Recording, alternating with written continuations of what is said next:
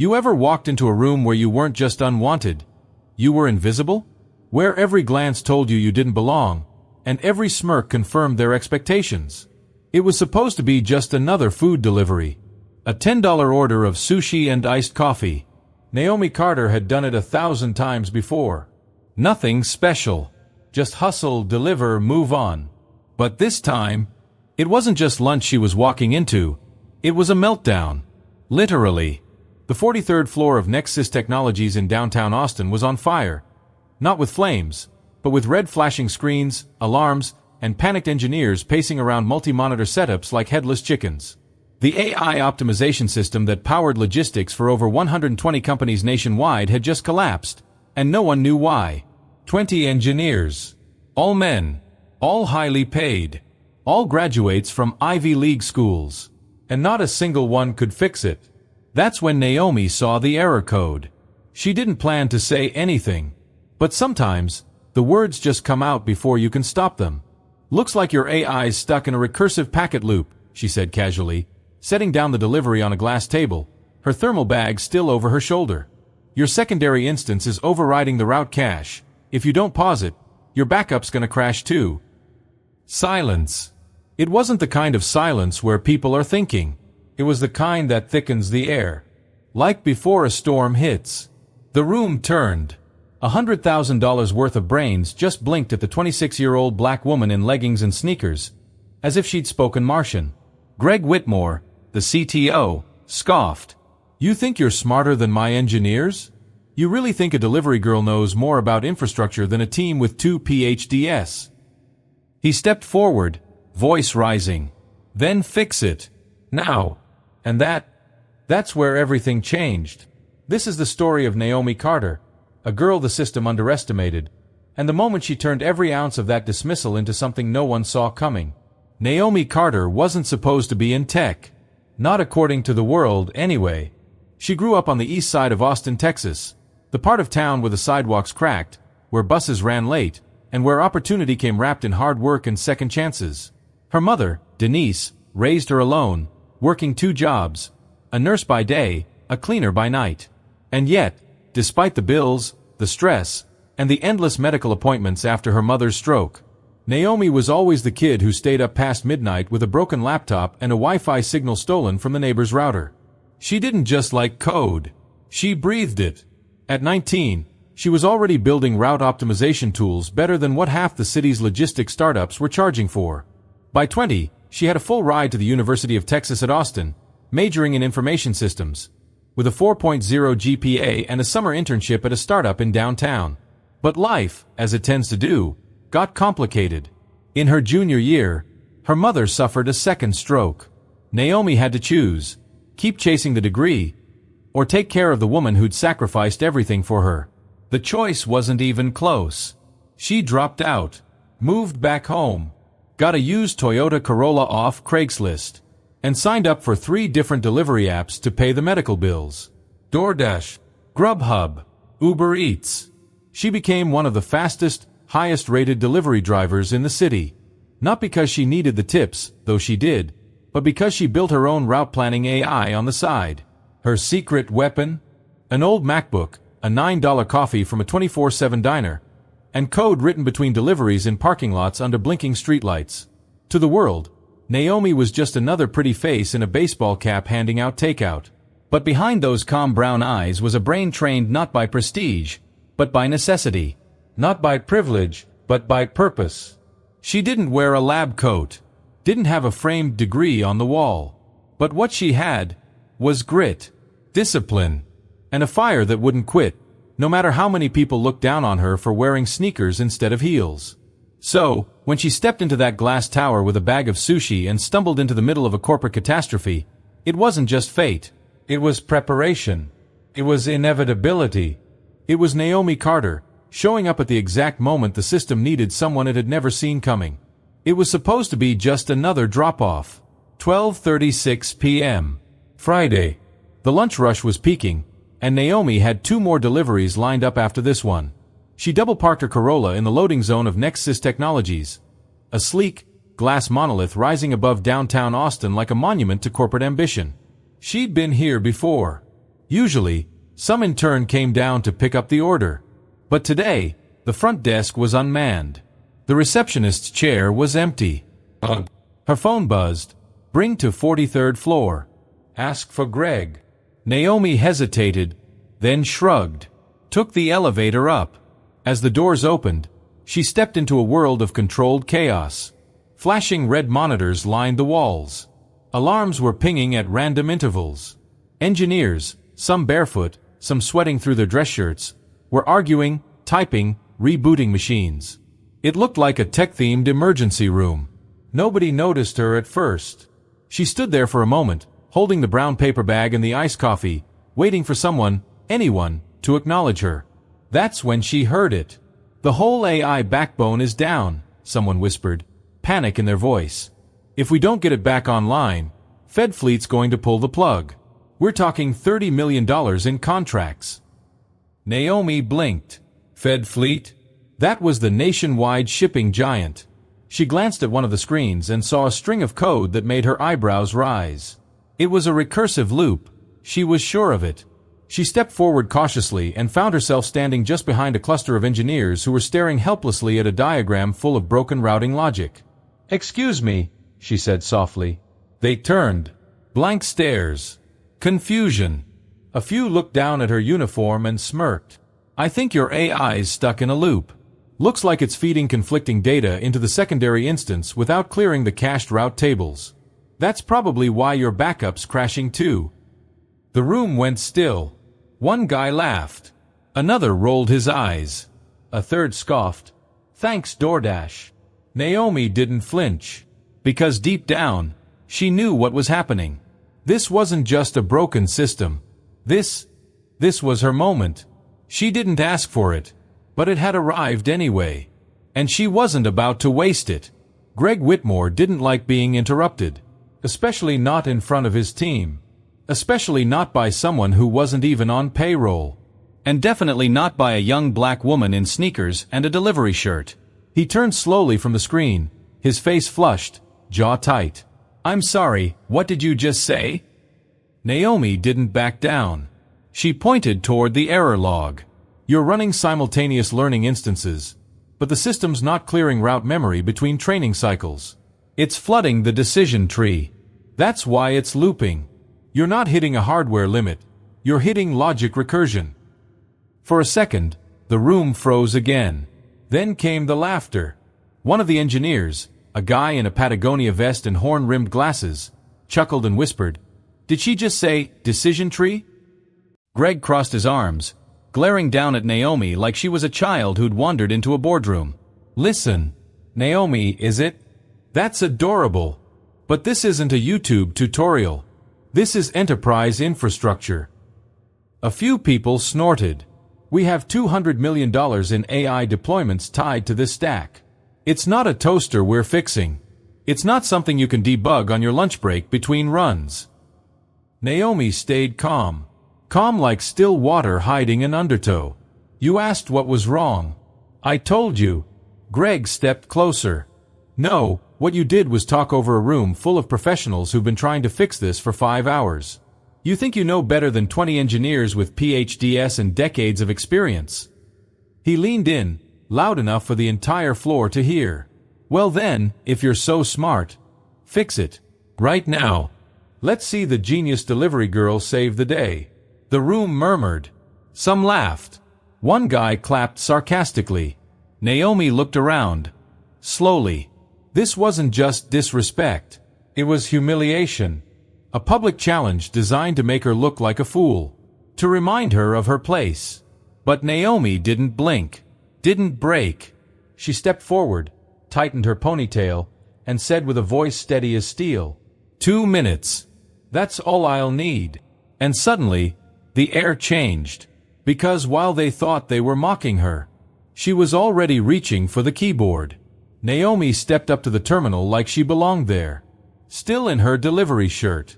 Still with her thermal bag slung over one shoulder. But suddenly, the room wasn't laughing anymore. The air had shifted, thick with tension, a cocktail of arrogance, doubt, and something else. Fear. Greg backed off a few steps but crossed his arms, smirking. By all means, impress us. Naomi didn't respond. She didn't need to. Her fingers began to move. Calm, precise, like a pianist who knew every note of the song by heart. She opened a terminal window, pulled up the routing AI's back-end structure, and began tracing the recursive loop. Within seconds, she spotted it. The overlapping packets pinging back into the decision framework like a snake eating its own tail. The engineers watched, murmuring under their breath. Wait, how'd she spot that? Is that a flush command?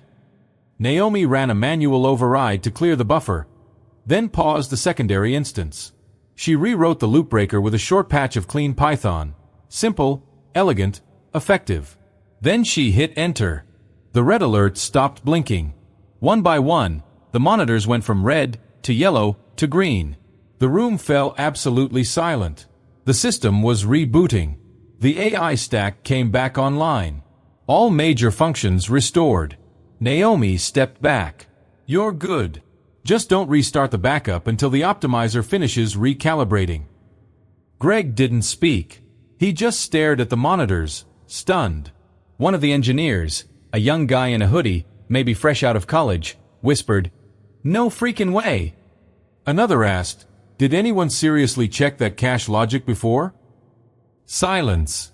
Naomi turned toward the room and adjusted her bag strap.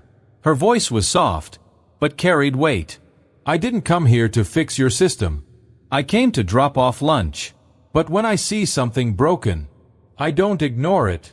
Greg finally found his voice. That was beginner's luck. Naomi smiled, but her eyes didn't. "No, that was years of hard work. You just never saw it coming." She walked toward the elevator, leaving a trail of stunned silence in her wake, and 20 engineers realizing they'd just been outclassed by someone they didn't even think deserved a seat at the table. By Monday morning, Naomi noticed something strange. 3 delivery requests canceled on her back-to-back. Then another. Then none at all. Her app stayed quiet, eerily quiet, even during peak lunch hours. At first, she thought it was just a slow day. Maybe a glitch. Maybe the algorithm was acting up. But by 4 p.m., her phone buzzed with 3 back-to-back notifications. Your account has been temporarily suspended pending review. We've received a customer report about inappropriate conduct at a corporate client site. Your access to deliveries at high-security locations has been revoked. DoorDash, Uber Eats, Grubhub, all at once. No details. No phone calls. No way to appeal. Just vague language and radio silence. Naomi sat in her car, parked outside a CVS, her hands gripping the wheel tighter than she realized. She opened her emails. Nothing. She checked Reddit. No outages. Then she remembered the name. Greg Whitmore.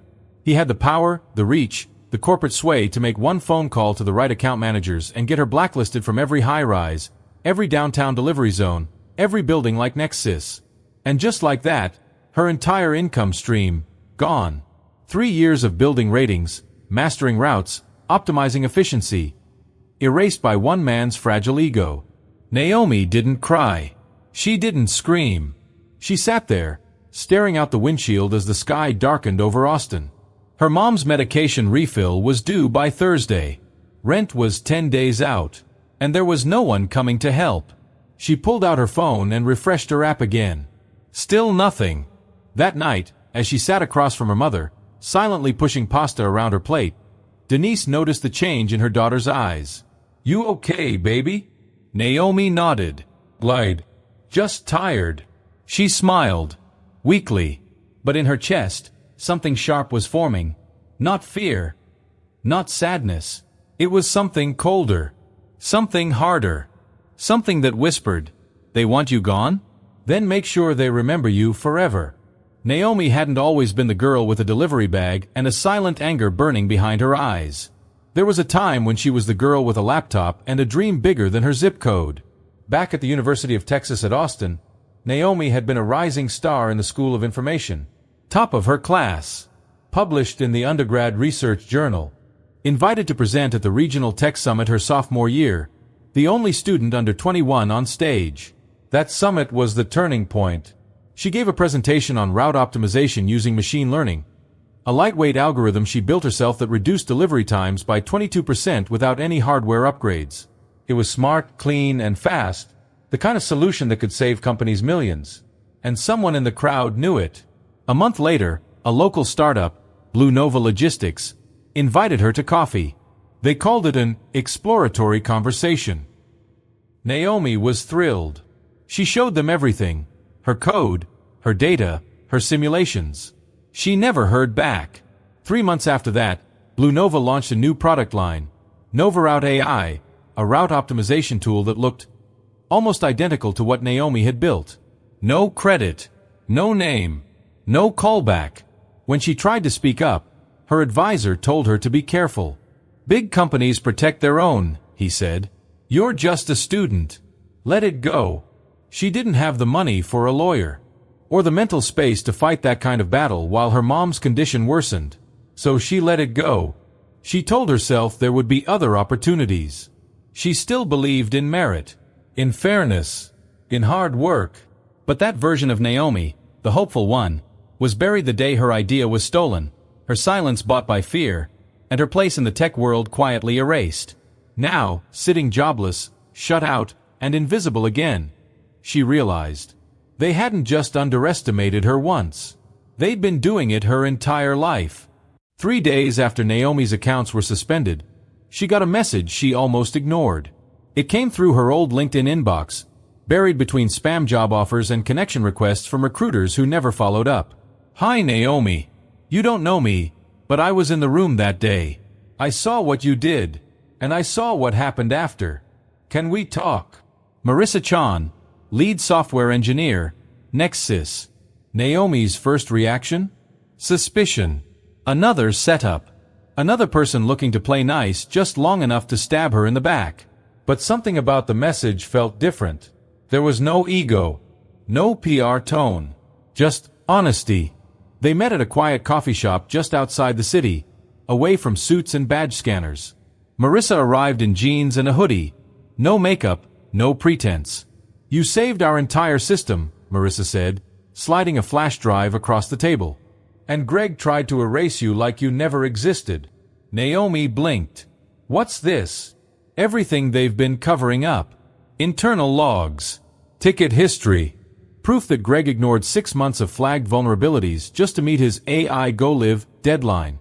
I kept backups, just in case. Naomi stared at the drive. Her heart beat faster. Marissa leaned in. I've been in that company 6 years. I've watched Greg push out 3 women of color, one by one.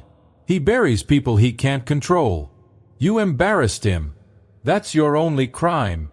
Naomi said nothing for a while. Then, why are you helping me? Marissa shrugged. Because I've had enough. And because you reminded me what real talent looks like. They sat in silence, 2 women from different walks of life, bonded by the same invisible war. The one fought behind boardroom doors and buried beneath corporate smiles. Naomi picked up the flash drive. Then let's give them something they can't bury. Naomi didn't sleep that night. She sat on the edge of her bed with her old MacBook, the flash drive plugged in, her screen glowing faint blue in the dark. Every file Marissa gave her was a landmine, error logs ignored, flagged vulnerabilities closed without action, internal tickets marked resolved without resolution. Greg Whitmore had knowingly pushed unstable AI infrastructure into production, endangering not just companies, but millions of users who relied on real-time logistics and data security. It wasn't just incompetence. It was negligence. Arrogant, systemic negligence. And Naomi had the receipts. But she didn't go to the press. Not yet. She was smarter than that. She needed to strike where it hurt most, the company's reputation. So she created a new online identity. Kay Williams, freelance cybersecurity analyst. Under that name, she launched a simple site, kzcreports.com, clean, minimal, professional. Then she reached out to a dozen major companies she knew were using Nexus's AI framework. She didn't threaten. She offered help. Hi. I've noticed public-facing vulnerabilities in the infrastructure you're using, likely tied to your Nexus implementation. If you'd like a free audit, I'm happy to flag critical flaws and suggest patches. No strings attached. Some ignored her. But not all. 3 replied within 24 hours. By the end of the week, Kay Williams had delivered 5 full audits, and each one uncovered security holes that traced directly back to Nexus. She never mentioned Greg by name. She didn't have to, because once those companies realized the software they'd paid millions for was dangerously unstable, they started asking questions, fast, and the answers led straight to the top. Emails started flying between CTOs and compliance teams. One client suspended their contract with Nexus, pending internal review. Another quietly cut ties. The word was out. Nexus's flagship product was flawed, and someone out there, someone they'd never heard of, was exposing it, one vulnerability at a time. Then a journalist got wind of it. An investigative tech writer from Wired South emailed the alias Naomi created. Subject line: Kay Williams, we need to talk. By the end of the second week, 5 audits had turned into 12. 3 contracts were cancelled. And Naomi, still delivering groceries by day to stay afloat, was taking down a billion-dollar company by night with nothing but a borrowed laptop and righteous fury. She didn't do it for revenge. She did it because they never saw her coming. Because when you're locked out of the system long enough, you learn how to break in through the cracks. And Naomi Carter had just found her way in. The lobby of Nexus looked different this time. No buzz. No swagger. No curated smiles. Just silence. And tension you could slice with a credit card. Naomi stepped out of the elevator flanked by 2 people. Marissa Chan, no longer hiding in hoodies, and a sharp-dressed attorney from a civil rights firm downtown. In her hand, Naomi carried nothing but her laptop and a black folder. Greg Whitmore was waiting in the executive boardroom, pale, sweaty, and visibly trying to maintain control. Across the long mahogany table sat members of the company's board, their expressions flat, unreadable. Some avoided her eyes. Some watched her carefully, like they already knew this wasn't going to end well. "Miss Carter," one of the board members began, clearing his throat. "We've asked you here for clarification. We've received reports." Naomi nodded. Composed. She opened her laptop, connected it to the display screen behind her, and in a few keystrokes, brought up a dashboard. 28 critical vulnerabilities in the company's AI platform. Each labeled. Each time-stamped. Each traced back to internal tickets Greg's team had closed without resolution. "This isn't speculation," Naomi said clearly. "This is documentation." The room went still. Her voice didn't waver. "These flaws existed before your product went live. And you ignored every red flag because you wanted to beat the Q3 release window." Greg stood up suddenly, red-faced. "This is a smear campaign. She's not even an employee." "No," Naomi replied, eyes locked on his. "I was just the one who saved your infrastructure, while your team stood around blaming each other." One of the board members leaned forward. "Is it true, Mr. Whitmore, that you instructed engineering to bury critical risk assessments?" Greg hesitated, then stammered. I don't recall." Naomi stepped back from the screen, closed her laptop, and placed the black folder on the table. Inside, printed emails, internal chat logs, audit trails, all cross-referenced. They didn't need a court to know the truth. They just needed someone brave enough to bring the truth into the room. And today, that someone was Naomi Carter. Greg Whitmore was used to being untouchable. He spoke at conferences, got quoted in Forbes, had a corner office with floor-to-ceiling windows and a $250,000 salary to match. People laughed at his jokes, even when they weren't funny. They nodded when he talked, even when he was wrong. But power built on arrogance has a short shelf life. Within 72 hours of Naomi's presentation, the board held an emergency vote. Unanimous. Greg was out. No press release. No thank you statement. Just a quiet escort out of the building with a box of personal belongings and a security badge that no longer scanned. And that was only the beginning. 3 of Nexus's biggest clients terminated their contracts, citing breach of trust and willful negligence. The company's stock tanked by 37% in a week. Industry blogs tore into the scandal, calling it a masterclass in ego-driven failure. But what hit Greg hardest wasn't the job loss. It was the silence that followed. Suddenly, the phone stopped ringing. The headhunters disappeared. Former colleagues ghosted him. Friends who once toasted him at rooftop bars now avoided his name like a bad investment. He tried to fight back, claimed Naomi hacked the system, leaked confidential data, launched a smear campaign.